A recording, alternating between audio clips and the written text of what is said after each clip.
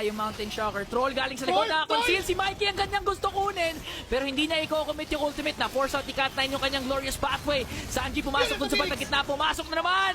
And Sanji ang unang tutumba. Ngayon, papasok ko na yung Sa bridge.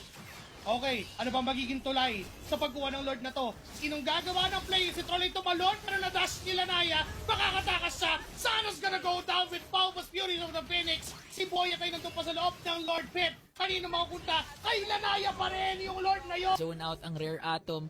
At si Saano ang mapapareact doon sa baba para i-clear out yung minions.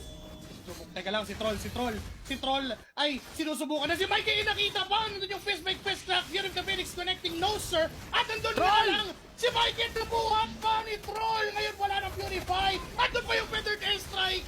What a nice layer from Team Falcons. Boy to the Lord Pit, but still it's gonna be Lanaya securing that Lord. Gusto nila matapos kaagad pero Rare Atom naman gusto mag-game 3 ngayon.